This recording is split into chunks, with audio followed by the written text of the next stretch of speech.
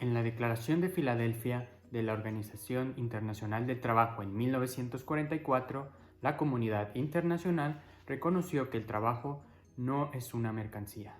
El trabajo no es un producto inanimable. El trabajo forma parte de la vida cotidiana de cada persona y es base de su dignidad, bienestar y desarrollo como ser humano.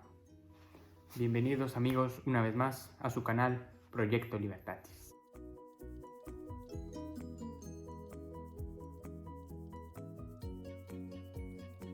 Como sabrán, el 1 de mayo de 2019 fue publicada una reforma en materia laboral, una reforma a la Constitución Política de los Estados Unidos Mexicanos, como a la misma Ley del Trabajo en esta materia. ¿En qué consiste esta reforma? La reforma se basa en un nuevo sistema de justicia laboral, en el cual se desaparecen las juntas locales de conciliación y arbitraje, así como las juntas federales, y se crearán ahora juzgados especializados en materia laboral.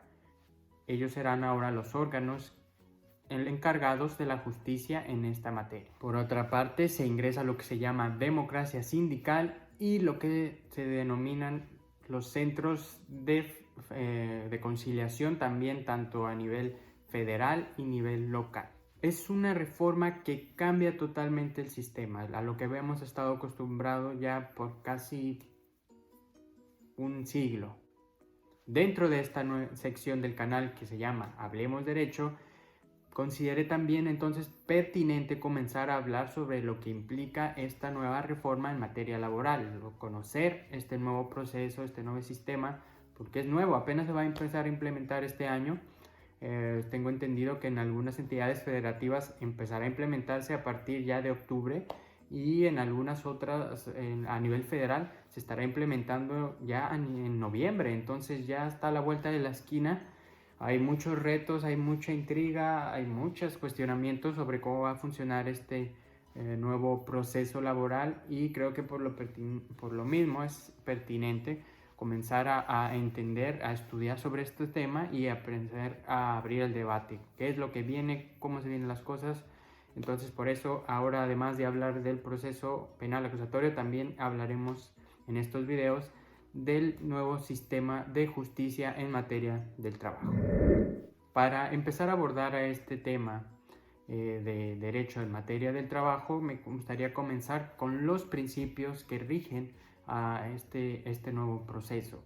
Uno de ellos es el principio indubio pro operario, que ya existía en el anterior sistema, pero no está de más darle una repasada y ver y explicarles de qué se trata para las personas que no conocen este principio.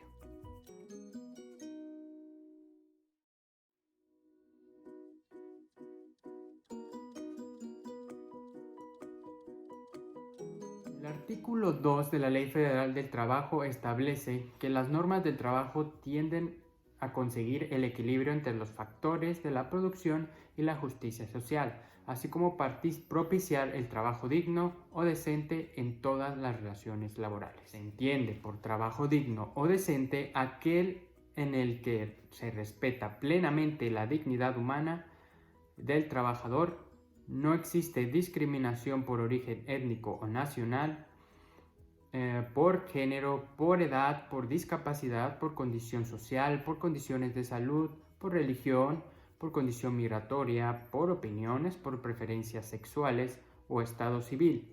Se tiene acceso a la seguridad social y se percibe un salario remunerador. Se recibe capacitación continua para el incremento de la productividad con beneficios compartidos y se cuenta con condiciones óptimas de seguridad e higiene para prevenir riesgos de trabajo. Este artículo nos pone las reglas claras desde el principio. En algo que se basa el derecho del trabajo es justamente eso, a respetar no solo que las personas tengan derecho al trabajo, sino que tengan un trabajo digno, y todo lo que conlleva, como podemos ver, un trabajo digno son bastantes cosas. Es no ser discriminado, es tener acceso a la seguridad social, es adquirir beneficios compartidos, es contar con esas condiciones óptimas para poder desarrollar tu trabajo. Como podemos ver, el hablar en términos de tener derecho al trabajo no solo implica tienes tu trabajo ahí, no, que tu trabajo te sea inherente a tu vida, que te sea productivo, que te ayude a ser mejor persona y a desarrollarte. Eso también implica el derecho al trabajo. El mismo artículo señala que el trabajo digno o decente también incluye el respeto irrestricto a los derechos colectivos de los trabajadores, tales como la libertad de asociación, autonomía y el derecho a huelga, además de la contratación colectiva. Aquí vemos esa parte fundamental que es el derecho colectivo de trabajo, lo que llamamos muchas veces los sindicatos. Este mismo artículo señala, se tutela la igualdad sustantiva o de hecho de trabajadores y trabajadoras frente al patrón.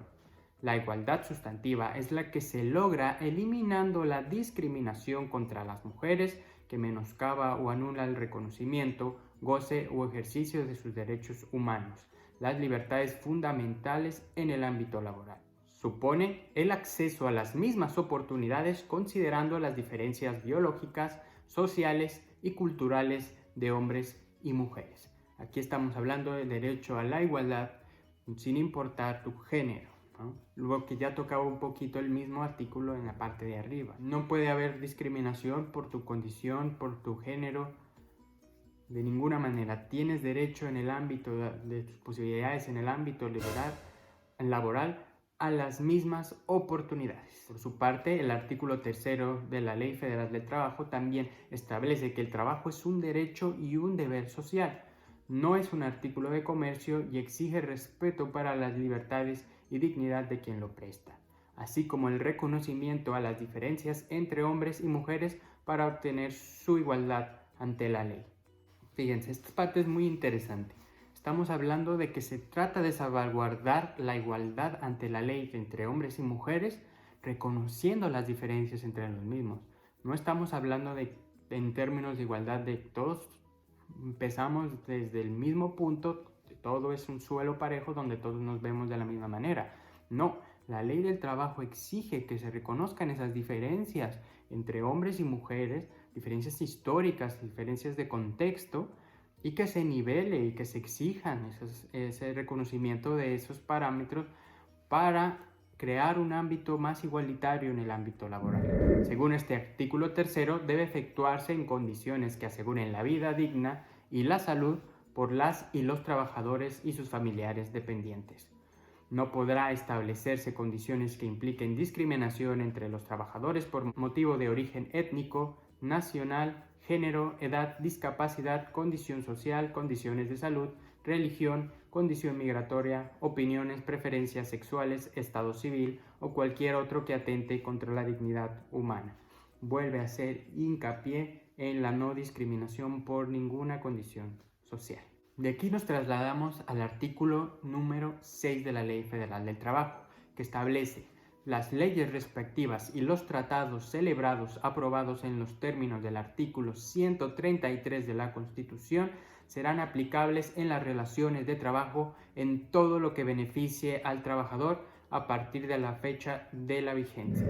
Muchos de ustedes me preguntarán, ¿qué establece el artículo 133 de la Constitución? Este artículo nos habla de las leyes que forman parte del Estado mexicano, la Constitución, las leyes que emita el Congreso de la Unión, así como todos los tratados internacionales que estén de acuerdo con la Constitución son ley suprema en este país y serán aplicables en el sistema de justicia laboral.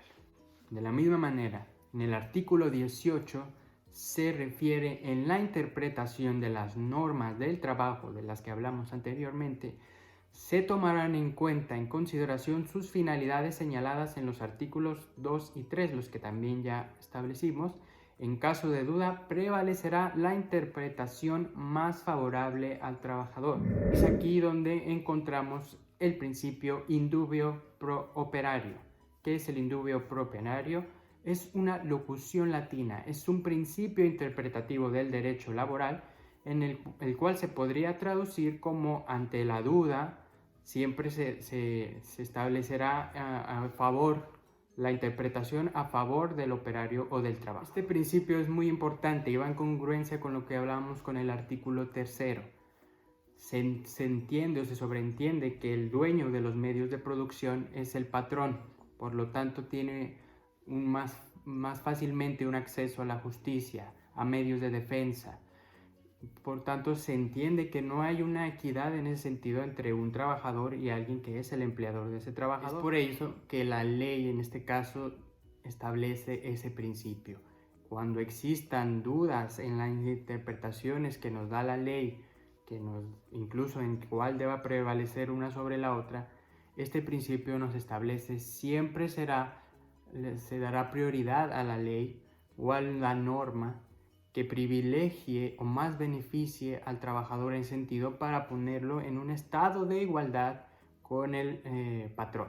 Les digo, habría que analizar caso por caso, es muy discutible esto, pero así lo interpreta la norma y ese es el principio in dubio pro operario. ¿Qué les pareció este tema? ¿Están de acuerdo con las opiniones vertidas aquí? ¿No están de acuerdo? ¿Ustedes cómo ven? ¿Les agrada que estemos hablando de este tema? ¿Cómo ven el nuevo sistema de justicia laboral? Los que ya hayan tenido acceso o han visto un poco sobre el tema, coméntenme qué piensan que va a pasar ahora que se desaparezcan.